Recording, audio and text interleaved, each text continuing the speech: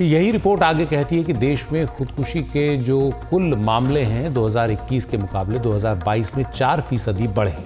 2022 में 1,70,924 खुदकुशी हुई, 2021 में 1,64,033 खुदकुशी हुई थी और इनमें से 54.9% खुदकुशी के जो मामले हैं उनके पीछे पारिवारिक समस्याएं वजह रहीं, शादी से जुड़े जो विवाद हैं, मुद्दे हैं वो, और बीमारियां वजह बताई गई।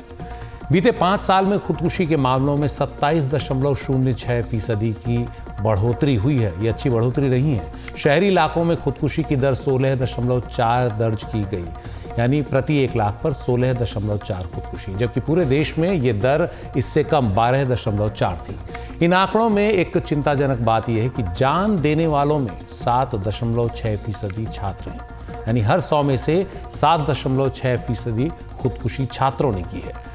करीब 13,000 छात्रों ने 2022 में खुदकुशी की। यह आंकड़ा डराने वाला है, चिंता पैदा करने वाला है। इनमें से 2095 जो हैं उन्होंने परीक्षा में नाकाम होने पर जान दी है। इनमें 18 साल तक के 1,123 छात्र हैं। इनमें से 578 लड़कियां हैं, यानी लड़कियों की संख्या लड़कों से कुछ ज़्यादा है, 575 लड़के हैं।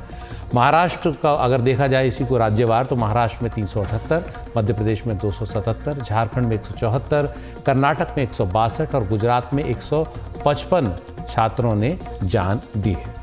अगर छात्राओं को मिलाकर 18 साल तक के सभी किशोरों की बात करें तो 2022 में 10,295 बच्चों ने खुदकुशी की। ये इसमें छात्र भी हैं, यानी सभी बच्चे 18 साल तक के लड़के लड़कियां सभी।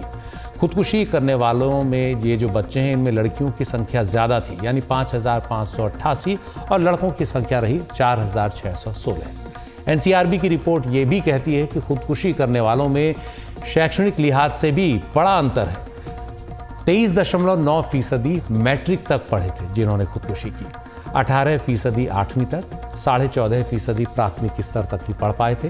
खुदकुशी करने वालों में 11.5% अशिक्षित थे और ग्रेजुएट अगर देखा जाए तो उनकी संख्या 5 से 6% थी। तो ये आंकड़े बता रहे हैं कि सबसे ज़्यादा दबाव अगर छात्रों में आ रहा है तो वो आ रहा है 9वीं 10वीं से लेकर 11वीं 12वीं तक के छात्रों में। ये साफ होता है कि ये जो छात्र हैं ये दबाव में है और इन पर सबसे ज़्यादा दबाव होता है पढ़ाई का। क्या ये जो बच्चे किशोर वय में हैं, किशोर उम्र में हैं, इन बच्चों पर बहुत ज़्यादा पढ़ाई का दबाव है? क्या वो अपने माता पिता की उम्मीदों के दबाव में आकर खुदकुशी कर रहे हैं? पिछले दिनों सुप्रीम कोर्ट ने छात्रों की खुदकुशी से जुड़े मुद्दे पर माता पिता की उम्मीदों के दबाव को ही बड़ी वजह माना था। काफ़ी सख्त टिप्पणी थी सुप्रीम कोर्ट की। इस मामले में बात करने के लिए हमारे साथ हैं हमारे एग्जीक्यूटिव एडिटर प्रियदर्शन जी, जो शिक्षा से जुड़े मामलों में काफ़ी काम करते रहे, सक्रिय रहे।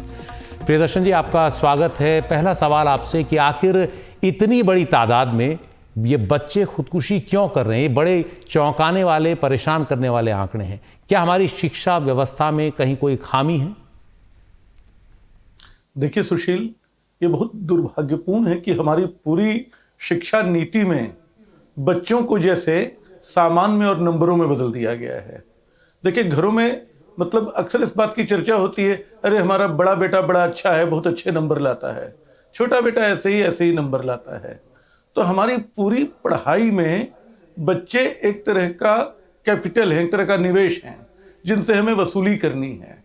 अच्छी पढ़ाई का मतलब अच्छी नौकरी वाली पढ़ाई हो गई है और अच्छी नौकरी का मतलब अच्छे पैसे वाली नौकरी हो गई है। आप क्यों पढ़ रहे हैं, उसके लक्ष्य क्या हैं, इसकी और किसी का ध्यान नहीं है। तो ऐसी एकरस पढ़ाई जब आपको एक घोड़े की तरह सिर्फ दौड़ाती रहती है और जिस मैदान में आपको मालूम है कि थोड़ा सा पिछड़ना जीवन के मैदान में आपको पीछे कर सकता है, तो आप वहां टूटते चले जाते हैं। आपके पास कोई संबल नहीं होता है। हमारी पूरी पढ़ाई में एक दौर था जब हम लोग पढ़ते थे तो साहित्य भी पढ़ते थे, इतिहास भी पढ़ते थे, भूगोल भी पढ़ते थे। हमारे जाने अनजाने एक किस्म का बौद्धिक, एक किस्म का संवेदनशील विस्तार हमारा होता रहता था। लेकिन आज के बच्चे मशीन में बदल गए हैं। वैसे जॉम्बीज बना दिए गए हैं इस पढ़ाई में, जिसमें उनको सिर्फ दौड़ना और अपने लिए एक नौकरी जुटा लेना है।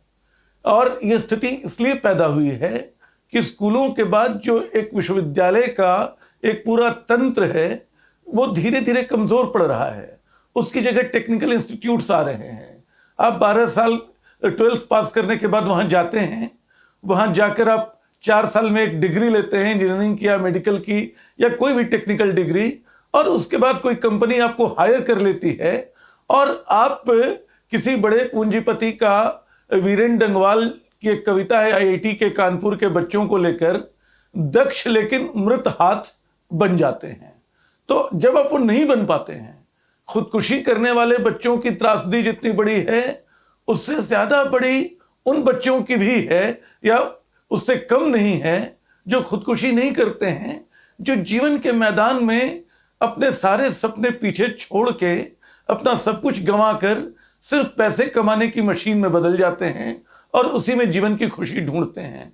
ये जो शिक्षा की एक रास्ता है, उसके चलते ये स्थिति पैदा होती है कि बच्चे अकेले पड़ते जाते हैं और थोड़ी सी असफलता उनको अब लगता है कि वो बेमानी हो गए, उनके लिए और कोई उपाय नहीं बचा है। तो आपने बात की जो शिक्षा की एक रास्ता है, ये जो नकली होड़ हमारे छात्रों के बीच में या बच्चों के बीच में एक तरह से ला दी गई है और उनको उसमें एक तरह से उस रेस में डाल दिया गया है, इसका पूरे समाज पर क्या असर पड़ रहा है, हमारे परिवारों पर, हमारे बच्चों पर? इसका जो समाज पे असर पड़ रहा है उसकी अभी व्यापक पड़ताल होनी बाकी है। हम अपने बच्चों को क्या सिखा रहे हैं? हम बता रहे हैं कि उनकी सारी सफलता इस बात पे निर्भर करती है कि वो कितना अच्छा पैसा कमा रहे हैं। जो बच्चे बहुत अच्छी कंपनी में नहीं हैं, जिनकी सैलरी कम है, उनका जीवन जैसे अच्छा नहीं है, ये मान लिया गया है। और इसका असर हमारी पूरी सामाजिकता पे पड़ रहा है, हमारी पूरी पारिवारिकता पे पड़ रहा है। बच्चे अलग हैं, माँ पिता अलग हैं, सारे रिश्ते नाते टूटे बिखरे हुए हैं। पहले लोग शादियों में मिल लेते थे, अब शादियों में जाने की फुर्सत नहीं है। व्हाट्सएप समूह जो बन गए हैं उसकी भरपाई के लिए वहां दुर्भाग्य से ज्ञान और संवेदना और आपसी सरोकार, जन्मदिन की बधाई और किसी नाकामी पे कोई संदेश दे देने के अलावा बाकी सारी बातें बड़ी सतही सी होती हैं। तो पता चलता है कि एक जो बड़ी गहरी सामाजिकता का तार हिंदुस्तान के परिवारों की विशेषता थी, वो तार धीरे धीरे टूट रहा है। हमारे बच्चे सिर्फ इसलिए जाने जाते हैं कि वो अमुक शहर में अमुक बड़ी कंपनी में हैं और उनका सैलरी पैकेज ये है। वो कर क्या रहे हैं अपने देश के लिए, अपने समाज के लिए, अपने परिवार के लिए, वो स्वार्थी नहीं है। लेकिन हमने उनका अभ्यास ही ऐसा विकसित कर दिया है, हमने उनको इस तरह से दौड़ा दिया है कि उनके लिए भी उनकी कंपनी, उनका पैसा, उनकी नौकरी सबसे बड़ी चीज है, उनका अपना वजूद नहीं। ये एक बहुत बड़ा बदलाव है जो शिक्षा की वजह से आ रहा है। तो आखिर इससे निकलने का रास्ता क्या है? इससे निकलने का रास्ता क्या है? मुझे लगता है कि यह सफलता की अंधी दौड़ माँ बाप को समझना होगा कि ये बहुत खतरनाक है उनके बच्चों के लिए। ये पढ़ाई जानलेवा साबित हो रही है। और आज मैं अखबारों में देख रहा था, एक बहुत बड़ी कोचिंग कंपनी के विज्ञापन भरे पड़े हैं और वो अपने पेरेंट्स को चेतावनी दे रहे हैं कि अगर आप अभी नहीं संभलेंगे तो आगे आपका क्या होगा। आप अपने बच्चों को हमारे यहाँ भेजिए। आप तमाम अखबारों को उठाकर देखिए, उनके पहले पेज में कोचिंग इंस्टीट्यूट्स के विज्ञापन होते हैं। और जो विश्वविद्यालय हमारे यहाँ हुआ करते थे, जो स्कूल हुआ करते थे, स्कूलों को घर का दूसरा विस्तार कहते थे। कहावत थे कि स्कूल जो हैं, एक स्कूल खुलेगा तो 100 जेलें बंद होगी। हमने एक स्कूल खोलकर 100 नई तरह की अत्याधुनिक मशीनों से भरी जेलों के निर्माण की जगह बना दी है।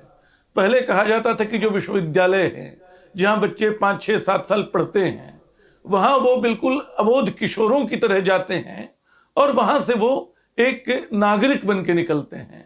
आज नागरिकता की पाठशाला खत्म हो गई है। तो अगर आपको इस स्थिति से उबरना है तो अपने विश्वविद्यालयों को, अपने स्कूलों को और अपनी पूरी सोच को उस पुराने मॉडल की से जोड़ना होगा। आपको समझना होगा कि बच्चे सिर्फ तकनीक रट के पैसा कमाने की मशीन नहीं है। उनको थोड़ा साहित्य चाहिए, थोड़ा उनको अपने समाज को समझने की का कौशल उनके पास होना चाहिए, थोड़ा इतिहास भूगोल की समझ होनी चाहिए। तब वो जो सतहीपन हमारे समाज में भी दिखाई पड़ रहा है, जो अक्सर आत्महंता होता है, जो जानलेवा होता है, उससे निजात पाने का, जिंदगी की बड़ी मुश्किलों से पार पाने का और इस भरोसा रखने का कि उनके साथ उनका परिवार, उनका समाज खड़ा है, ये रास्ता हम बना पाएंगे। बहुत बहुत शुक्रिया प्रियदर्शन जी इस पूरी जानकारी के लिए, इस पूरे एक तरह से दृष्टिकोण के लिए जो बहुत ज़रूरी है, जिस पर विचार करना बहुत ज़रूरी है। और कोई रास्ता ऐसा निकालना पड़ेगा आगे ताकि छात्रों पर से ये बेवजह का दबाव हटे और वो सही मायनों में आगे बढ़ सकें, अपने आप को एक अच्छे नागरिक की तरह, विश्व नागरिक की तरह जो है तैयार कर सकें।